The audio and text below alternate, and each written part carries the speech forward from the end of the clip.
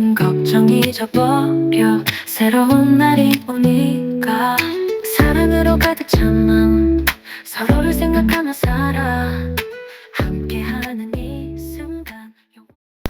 우리 기독교가 처음 이 땅에 들어오게 되어질 때 많은 분들이 기독교를 믿기 어렵다고 하는 이유로 예수님 믿으면은 너무 심심하잖아요. 예수님을 믿으면은 이것도 못하고 저것도 못하고, 그래도 세상 살아가는 재미가 여러 가지가 있는데 그 재미들을 다 포기해야 되는 것 아닙니까? 이렇게 기독교가 너무 우리를 속박한다라고 생각을 해서 기독교를 믿는 것이 힘들다, 그렇게 얘기하는 분들이 있는데, 그것은 기독교의 본질을 잘 모르고 하는 겁니다. 기독교의 본질은 자유입니다. 속박받는 데에서 풀려나는 것이 기독교가 가지고 있는 본질인 것입니다. 여러분, 우리 예수님이 우리에게 오심으로 말미암아서 우리가 어떤 속박에서 풀려나게 됐습니까? 첫째, 죄에서 풀려나게 되었죠. 더 구체적으로 말씀드리면은 율법에서 풀려나게 되어졌습니다. 또한 죽음에서 풀려나게 되어졌습니다. 죽음에서 풀려나는 자유까지를 주시는 분이시라고 하는 것을 증거하기 위해서 예수님께서는 이 세상에서 사람들이 할 수 없는, 오직 하나님만이 할 수 있는 여러 가지 기적과 이적을 많이 베풀어 주셨던 것입니다. 궁극적으로 그러므로 기독교는 자유를 얘기하는 것이요, 해방을 얘기하는 것입니다. 이것을 잘 모르기 때문에 기독교는 속박하는 종교가 아닌가, 우리를 속박해서 재미없게 하는 것이라 이렇게 생각하기 쉬운데, 기독교는 보다 더 근본적인 자유, 근본적인 기쁨을 줌으로써 우리를 이끌고 있는 아름다운 하나님의 사랑이 나타난 종교임을 우리가 잘 알아야 되겠습니다. 이것을 모르기 때문에 사람들이 스스로를 자유가 없는 가운데 얽매이게 하면서 그것이 맞는 것이라고 생각을 하는 것으로 자신도 자유스럽지 못하면서 다른 사람들에게까지도 속박을 가하는, 다른 사람들에게까지도 정말 멍에를 매게 하는 그런 모습으로 살아가는 경우가 예수님 시대뿐만 아니라 우리 시대에도 있다고 하는 거예요. 그래서 예수님도 그런 말씀을 하셨죠. 소경이 누구를 인도하는 것 같아요? 소경을 인도하는 것 같이 살지 말라. 그렇게 살아가는 사람들 중에 당시에 가장 종교적으로 존경을 받고 있었던 바리새인들과 서기관들도 있었느니라. 그래서 참 기독교의 본질을 우리가 예수님 믿으면서 이해하고 살아가야 되겠습니다. 오늘은 그 말씀이 나오고 있습니다. 16절의 말씀에 보게 되면, 그러므로 먹고 마시는 것과 절기나 초하루나 안식일을 이유로 누구든지 너희를 비판하지 못하게 하라. 우리 예수님께서 안식일에 제자들이 이렇게 배가 고프니까 이렇게 미리 이삭을 이렇게 까서 이렇게 먹는 것을 두고 이제 그 바리새인들과 서기관들이 예수님 앞에 와서 팍 따지잖아요. 예수님 잘 만났습니다. 아니, 우리가 율법을 하나님을 믿는 사람으로 율법을 지키고 살아가는 사람이 당신의 제자들은 왜 안식일을 지키지 않습니까? 안식일을 지키지 않는 것, 율법을 지키지 않는 것을 두고 그렇게 제자들을 힐난했을 때 우리 예수님께서 그렇게 말씀하셨잖아요. 안식일이 누구를 위하여 있는 것이냐? 안식일이 하나님을 위하여 있는 것이 아니다. 안식일은 너희와 함께하고자 하는 하나님의 뜻이 들어있는, 사랑이 들어있는 뜻에서 안식일이 만들어진 것이다.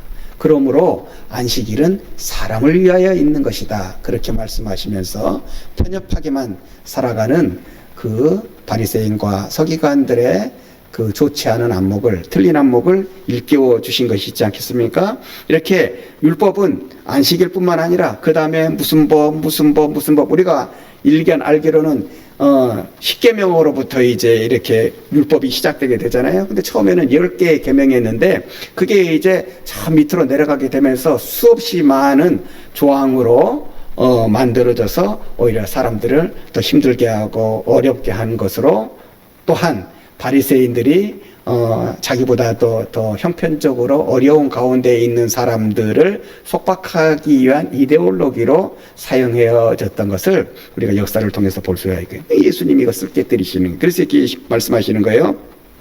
먹고 마시는 것과 절기나 초하루나 안식일을 이유로, 다시 말하면 율법을 이유로 누구든지 너희를 비판하지 지 못하게 하려 하심이라. 우리가 뒤에 나와 보면은 이렇게 사도 바울이 얘기하는 이유가 있는데, 이 당시에도 계속해서 여러 가지의 이유를 들어서, 성경에 맞지 않은, 예수님과 맞지 않은 이유를 들어서 사람들을 속박하는 것을 보면서 바로 이 예수님의 말씀을 들면서 이렇게 얘기하는, 그게 뭐겠습니까? 가장 그 유대인 크리스찬들이, 이방인 크리스찬들이 교회 안에 들어오게 될 때에 그들에게 요구했던 그 할례를 가지고 그렇게 얘기하고 있는 것입니다. 바로 그것을 빗대어서 오늘 16절에 얘기하고 있는 거예요. 그러므로 그리스도인들은 먹고 마시는 것과 절기나 초하루나 안식일을 이유로 누구든지 너희를 비판하지 못하게 하라. 이것들은 장래일의 그림자이나 몸은 그리스도의 것이니라. 여러분, 기독교의 본질은 예수 그리스도입니다. 예수 그리스도를 잘 믿는 데에 모든 것들이 다 정당화되어지는 것이지, 예수 그리스도를 믿는 것보다도 앞서지는 계율이나 문화나 그런 것은 없다고 하는 것을 우리가 알아야 되는 거예요. 사도 바울이요, 예수 그리스도를 이렇게 전파함으로 이제 교회가 생겨나게 되었잖아요. 근데 그 교회에 믿음이 좋은 사람들이 있고 좋지 않은 사람들이 있어요. 교회에도 사람들이 모이는 공동체니까 이렇게 여러 가지로 분류파함이 있었다 이 말입니다. 특별히 어떤 문제가 있었냐면은 먹는 것 가지고, 고기를 먹는 것 가지고. 그 당시에 대부분의 고기는 어떻게 통용이 되어졌냐면은 로마가 지배하던 시대였기 때문에 대부분의 고기라고 하는 것은 신전에서 제사를 지내어지고 그 다음 그것들이 풀려져서 이렇게 시장에 나오게 되는 것이거든요. 그때 이제 예수님을 믿게 된 사람들이 불결한 것을 이방신에게 제사 지낸 것들을 교회에 다니는 사람들이 어떻게 먹을 수 있느냐, 이렇게 얘기하는 사람들이 있었고요. 그게 무슨 상관이냐, 믿음만 있으면 최고지, 그렇게 생각하는 사람들 사이에 갈등이 있었다 이 말이에요. 그때 그 문제를 두고 사도 바울에게 이렇게 판단을 부탁합니다. 그래서 사도 바울이 그렇게 얘기하잖아요. 그거 귀신이 먹었다고 해서 그게 뭐 흔적이 있냐? 흔적이 없다. 그것을 먹어도 괜찮아. 그렇지만 나는 지극히 내 옆에 있는 성도 하나가 시험 받을 일이 있다면, 내가 그것을 먹는 것으로 말미암아 그 사람이 시험 받을 일이 있다면은 나는 그것을 먹지 않겠노라. 사랑의 의미에서 그것을 이렇게 해석하고 있는 것을, 또 복음을 전파하고자 하는 의미에서 그렇게 해석하고 있는 것을 우리가 알 수가 있는 것입니다. 그러니까 오직 예수 그리스도가 본질이지 그것 외에 다른 것으로 그 본질을 호도하는 것은 우리가 따르지 않아야 된다. 그것은 충분히 물리치고 살아야 된다. 그래서 그런 의미에서 할례가 나오는 것이죠. 믿음이 중요한 것이지, 할례를 받는 것이, 믿음으로 구원을 받는 것이지 할례로 구원을 받는 것이 아니다라고 하는 것을, 그래서 사도 바울은 그 당시에 있어서 가장 큰 이런 복음의 교리에 있어서 가장 큰 충돌로 일어나는 문제로 이렇게 대두되었기 때문에, 우리가 생각하면 할례가 뭐 이렇게 대단해, 그렇게 이런 상징성이 있었기 때문에 그렇게 할례를 받게 하고자 하는 데에 있어서 목숨을 걸고 그렇게 반대하고 싸웠던 것입니다. 자, 우리 예수 그리스도가 본질이라고 하는 것을 우리가 알고 살아가야 되는 것입니다. 그래서 18절에 이렇게 얘기합니다. 아무도 꾸며낸 겸손과 천사 숭배를 이유로 너희를 정죄하지 못하게 하라. 그가 본 곳에 의지하여 그 육신의 생각을 따라 헛되이 가장하고, 이 천사 숭배라고 하는 거 나오죠. 이 천사 숭배가 왜 나오게 되었냐면은 그 당시에 헬레니즘의 그 문화에 기반한 헬라 철학으로서는 한 가지 안 되는 사상이 있었다고 그러잖아요. 하나님이, 신이 인간의 몸을 입고 이 세상에 온다고 하는 것은 그 받아들여지지 못하는 그런 생각이었기 때문에, 인간의 몸을 입고 오신 예수님을 신으로, 예수님을 믿으면서도 믿는다고 하면서도 예수님은 하나님이 아니시고 천사보다 조금 못한 자로 이 세상에 오신 분이야 라고 하는 이런, 그래서 천사가 더 귀해, 우리는 천사를 숭배하는 것이 훨씬 더 합당해라고 하는 그런 주의가 있었단 말이에요. 그런 주의가 팽배하고 있었기 때문에 여기 오늘 천사 숭배라고 하는, 우리는 지금은 똑똑해서 천사 숭배한다고 하는, 우리가 이단 가운데서 천사 숭배한다고 하는 데를 별로 거의 찾아볼 수가 없는 것 같아요. 자기가 뭐 하나님이라고 그러지. 그러나 그 시절에는 예수님이 천사보다도 못한 존재다. 인간의 몸을 입고 이 세상 인간이셨기 때문에 천사보다도 못했기 때문에 우리는 천사를 숭배하는 것이 훨씬 합당하다. 그러는 사람이 있었기 때문에 오늘 사도 바울이 그 얘기를 하고 있는 것입니다. 천사 숭배를 이유로 예수 믿는 너희를 정죄하지 못하게 하라. 잘못 믿는다고 하지 못하게 하라. 그가 그 본 것에 의지하여 그 육신의 생각을 따라. 그 사람들의 생각은 뭐라고요? 성령이 주시는 생각이 아니라 육신의 생각, 사람의 생각으로 인해서 침소봉도 요만한 것을 이렇게 키워가지고 이렇게 과장한다는 말로 이렇게 말씀하고 있는 것입니다. 그것은 뭐냐? 머리를 붙들지 아니하는 자라. 교회에 있으면서도 교회의 머리이신 예수 그리스도를 붙들지 아니하는 자라. 여기서부터 계속해서 나아가서 이런 사람들에게는 구원이 없고 하나님의 심판이 있으리라 이렇게 얘기하는 겁니다.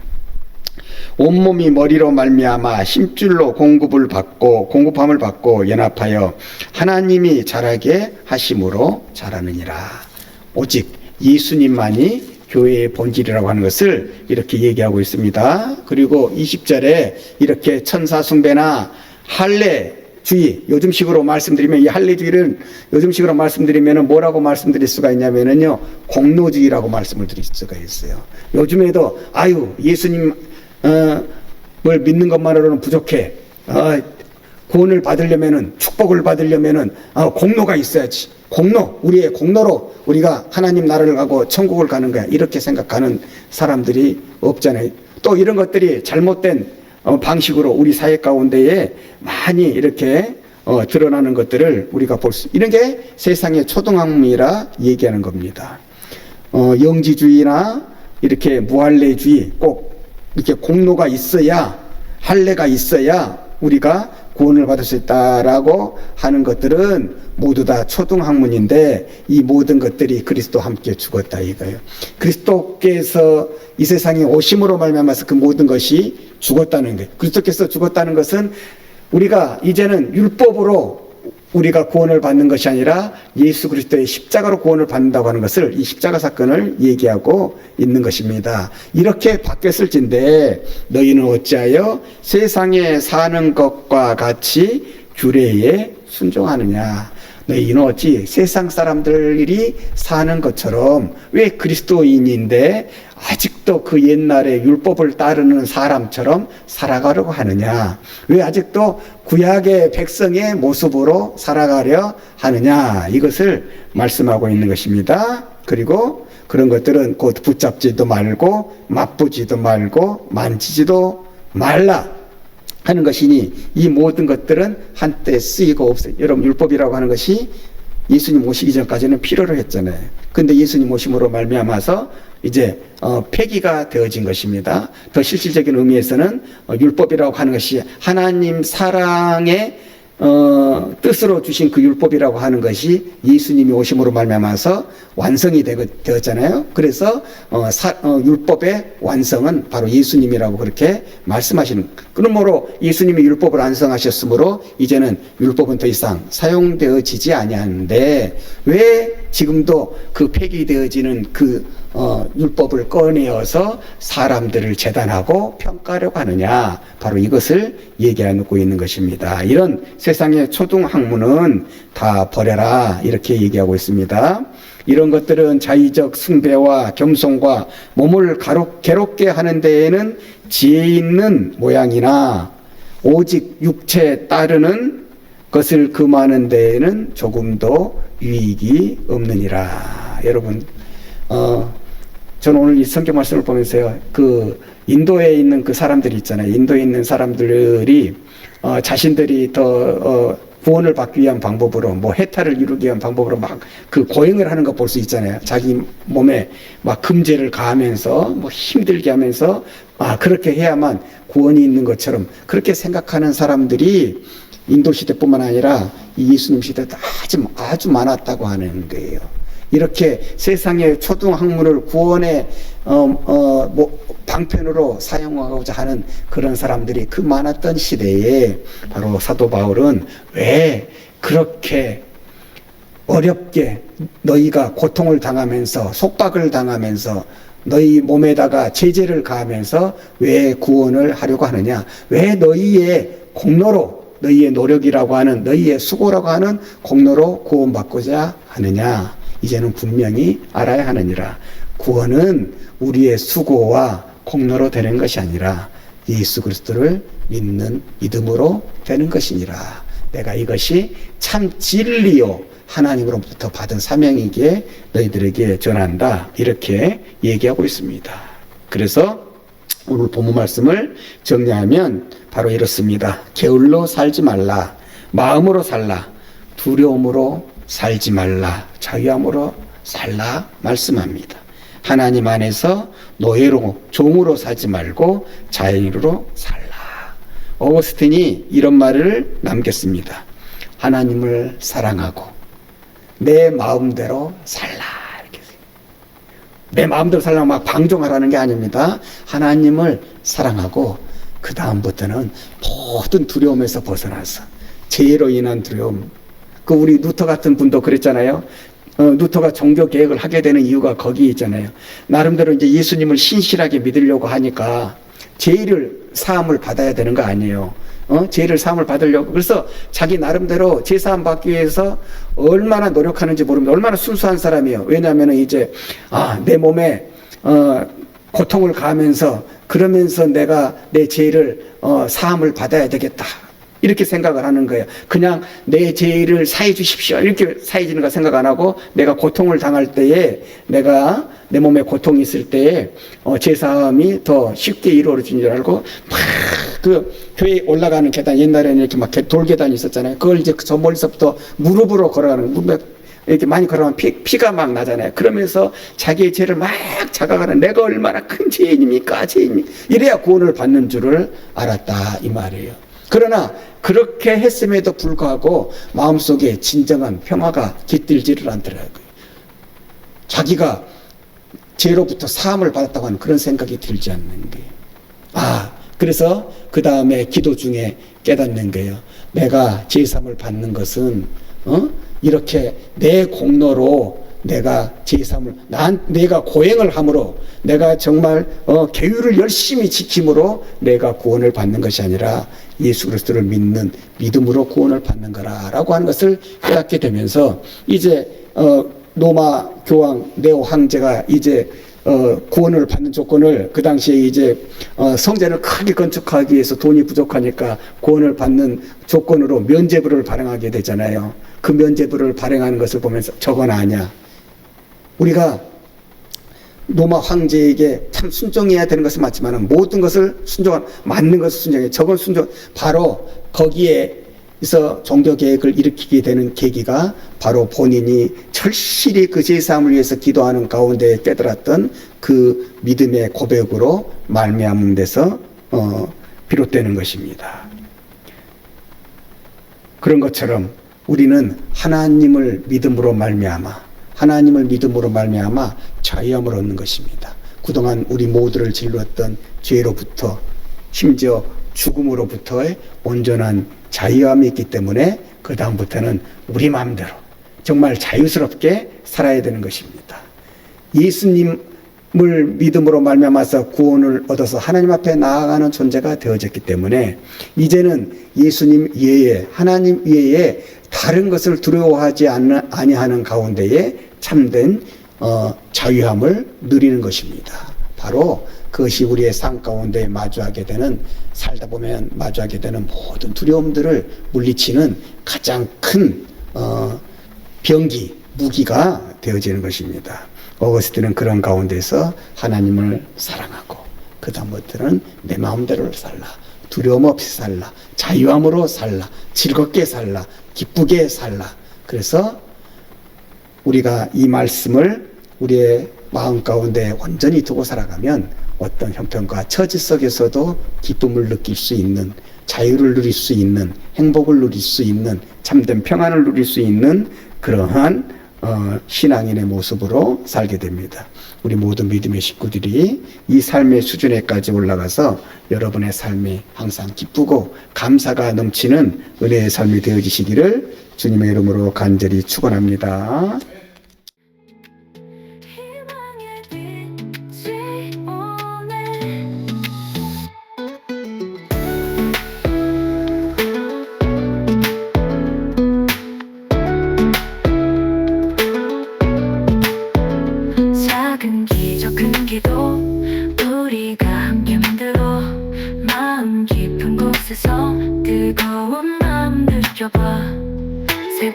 밝아오는 그 시간 기쁨이 우릴 감싸고 희망이 넘치는 세상 우리가 꿈꾸던 그곳 빛을